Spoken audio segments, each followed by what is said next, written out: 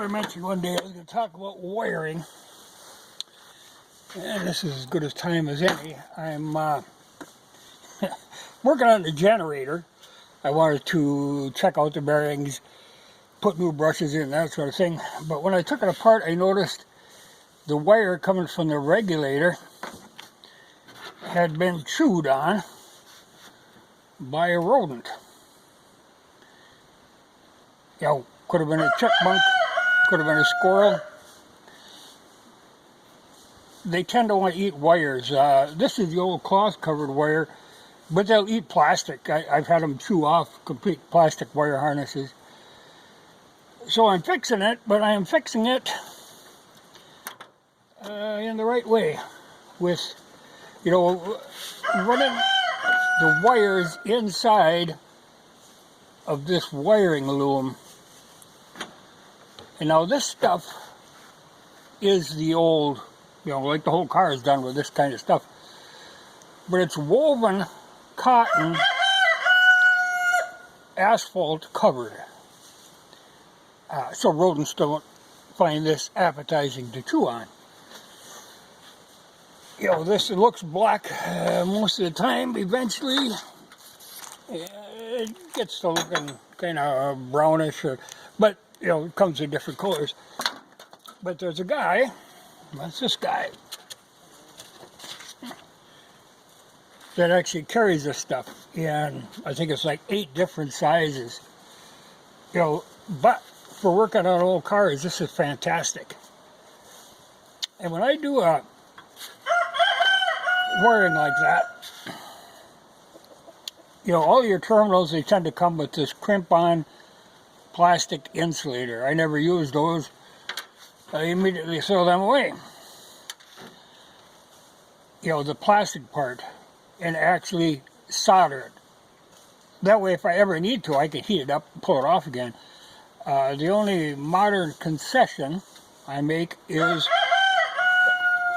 the heat shrink tubing. I love that stuff. That's a great thing, you know, for the insulator. Before that, I used to use little pieces of rubber hose. But heat shrink is a wonderful thing.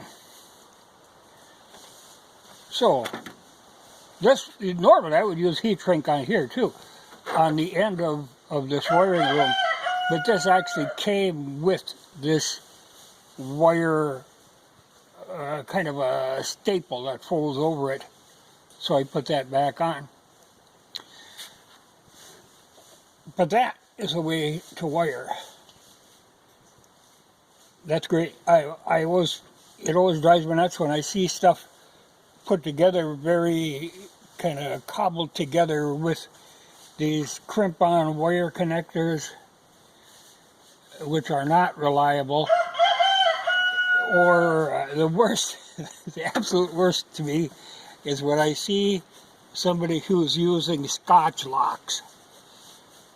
I was actually really shocked one time when I was working at the Harley shop.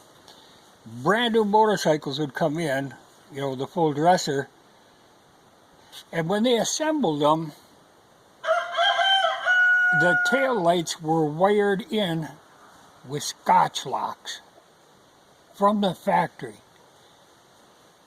That was unbelievable, because Scotch locks are horrible things. You know, they're that quick, temporary, you can tap into a wire kind of deal. But this 3N salesman must have talked somebody at Harley-Davidson into how convenient and quick these would be. But if you understand how they work, they're really horrible little things. You always end up with trouble down the road with that kind of a connector. And it used to drive me nuts with, like, if somebody brought a vehicle into U-Haul to have them wire up the taillights because they had to use the trailer. And U-Haul would go in there and they would Scotch lock everything. You know, and it always goes bad down the road. It just makes a mess. So if you look under, you know, at somebody's trunk and there's this whole tangled mess of Scotch locks and tape, that's U-Haul. But if you do it right, you can make A beautiful wiring harness. But if you do it wrong, you fight with it. Now, this particular wire that I'm using is that old cloth-covered stuff. There again, I don't even remember where I got it. I cut quite a little of this stuff. But this stuff is still available from that guy. He's on eBay. But he's got a lot of stuff. The hard to find little things, you know, like this wire looming. And he's kind of got it all collected in his store. So if you're looking, like say, like if you have an old radio or a lamp, or even like the old toasters that use that cloth-covered wire that was, you know, it was weird, like twisted, and then, you know, you go and you take something like that, and then you replace it with some plastic stuff that just ruins it. Same with the plugs. You know, they had them old Bakelite plugs, and then you go and replace it with some new fangled 3-prong thing, and it just looks wrong. That guy has got all that stuff on there. I'm just amazed what all he carries. I actually went through, I had ordered a bunch of stuff one time, and I went through again and ordered about $100 more. Particularly, like say, this wire looming, like I say, it comes in many sizes. Anytime you're running wires, like say for your, like your gas tank, where it's buried up underneath the gas tank, stuff like that, or things that are exposed to the elements, like your turn signal wires, that sort of thing, this is the way to protect them. There's nothing like seeing some skinny piece of plastic covered wire wrapped around the frame going back to replace the original wire that got broke. So do it right. It's a thing of beauty, a work of art. I used to like it, you know, like when I was working at the Harley shop, you get all these custom bikes in, and you got to try to put together some sort of a wiring harness for them. You know, it's enjoyable to make a really nice, simple, clean wiring harness. It's something you don't see done very often, but something I really appreciate. I love to see something done cleanly. This stuff is great, though. I could never find this. You know, you always find that kind of pleated plastic garbage, and some of it that's got the slit in it, and it just looks wrong. Or you see people where they'll take like in a wiring harness, it'd be like 4 wires, and they'll wrap them with black tape all the way down the line. That looks wrong. This is the right stuff to use. Turns out to be about $1 a foot. Kind of depends on the size, but on average it's about $1 a foot. But that is the way to go.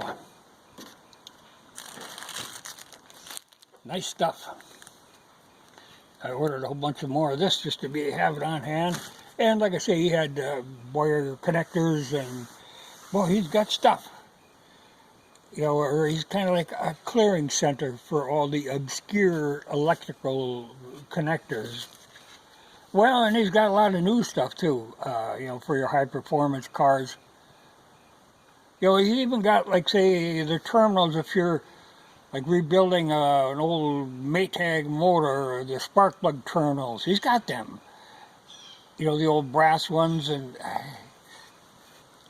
it's interesting. You know, this guy has put together the collection of obscure things, which is what I really like to see. I was thinking, someday if I ever decide to put blinkers on this is one of those blinker boxes that mounts on the steering column.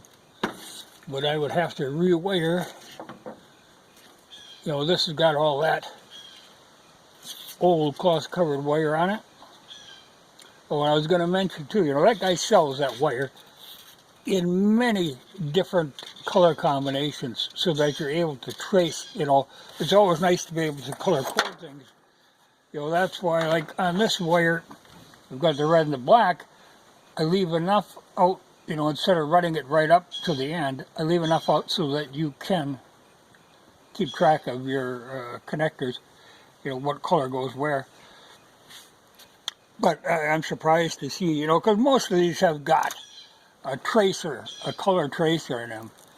It's different on the M37. It actually, every tag or every wire has got a metal tag with the number on it. And that's how you trace the wires.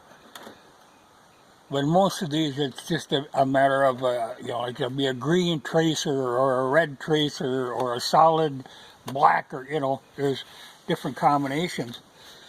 But that guy's got all them colors. Even in spark plug wires, you can get the cloth covered spark plug wires for your old antique motors, you know, that are solid copper core, and use that, like I say, all the connectors. For that obscure automotive electrical stuff, it amazes me how much that guy carries. Or lists, let's say, because I know some of the stuff that I ordered, he's in Texas, but a lot of the stuff could come from anywhere in the country or in the world. You know, but he's like a clearinghouse for the obscure. I was glad to find him. But well worth looking. I mean, it's just fascinating just to look through his eBay store or go onto his website and look at what all he carries. You know, whew, I was impressed. You know, because, like I say, this stuff is nearly impossible to find. But rodents won't chew through this. Plastic, they just eat it like it's candy.